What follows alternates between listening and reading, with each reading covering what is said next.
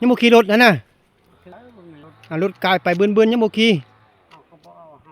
ยี่ไปยังปักหลายมีลูกอยู่หุ่นเนอะฮะจะไปยังปักหลายไปบ้านอยู่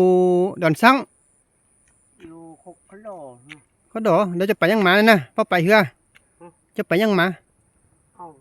ไปเรื่องไปทำบุญมาทำบุญบ้านใดบ้าน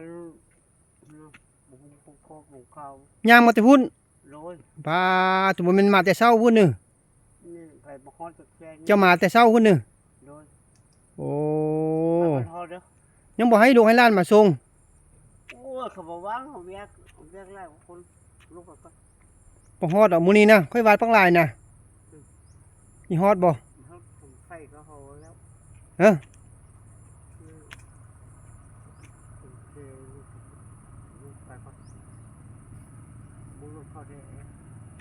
ที่รถเขาเด้อรถเขาเย็บหัวเด้อดิไกลๆเด้อรถเขาตางมันมาพุ่นนะเจ้าอันเมาเหล้านี่กินเหล้าก็กินเงินจากที่นี่กินเหล้าเมาแล้วบ่บ่เมาเดี๋ยวก็เจ้าย้ายค่อยส่งฮอดใส่แค่แป๊ดนี่หรอฮะไปฮอดมันก็ได้หาเงินฝั่งเต้าเนาะ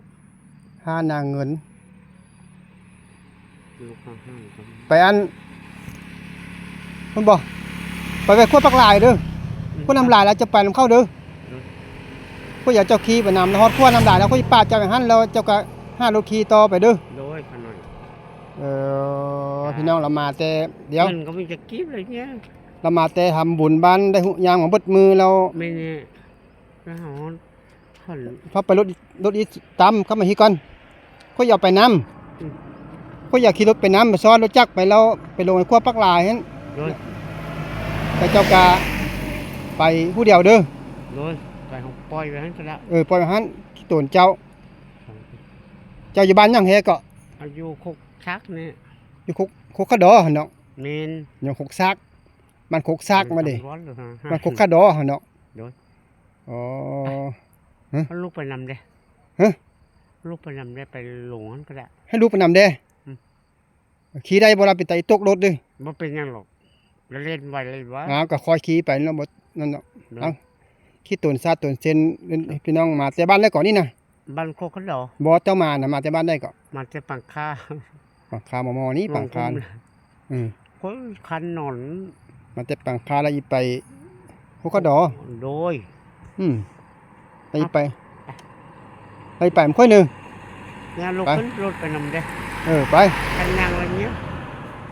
ขี่ได้บ่เนาะคอยขี่ไปเอาเนาะโดยกินแน่นี่ว่าตัวเองบ่กินเหล้ากินแต่บุญนะแต่บุญก็เฮ้ยเราว่ากินมานี่นึงไป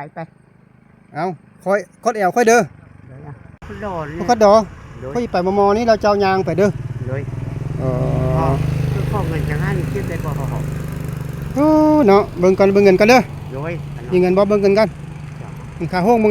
ค่าให้เจ้า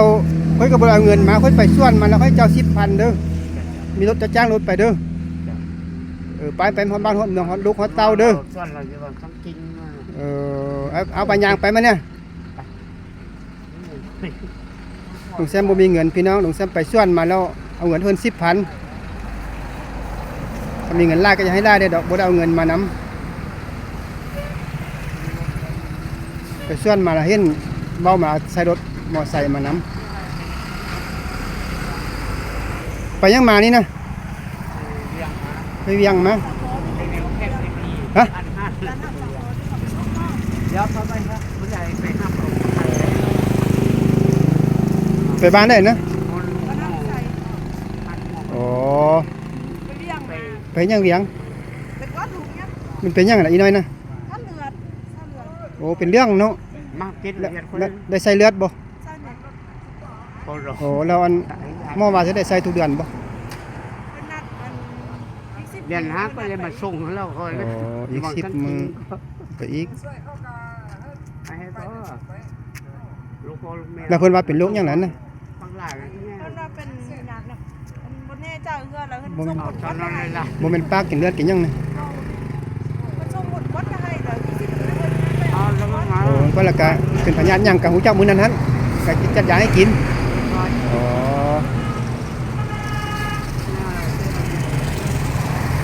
ถ้าบ่ไปนี่ไปบ่ไปบ่ขึ้นรถน้อยนี่เนาะบ่มีพี่น้องมารับเอานึงยังฟ้าวอยากแปลกจนติ เนี่ยพ่อเราใช้บัตรเก็บเงิน นี่นะ ใช้หลักยังแต่เขาเลยก็ใช้หลักห้างก็พอ เออ ก็รู้ ไปฮอดวันเมืองวาบ่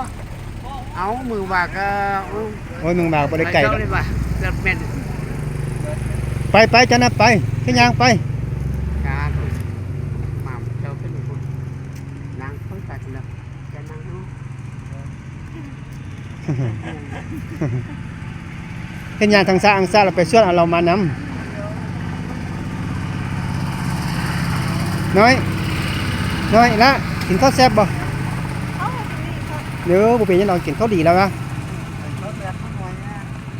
ะ คันแต่ข้าวหลายบ่นะเดี๋ยวซื้อเลือดใส่หนึงจักคง ผมนึง อ๋อ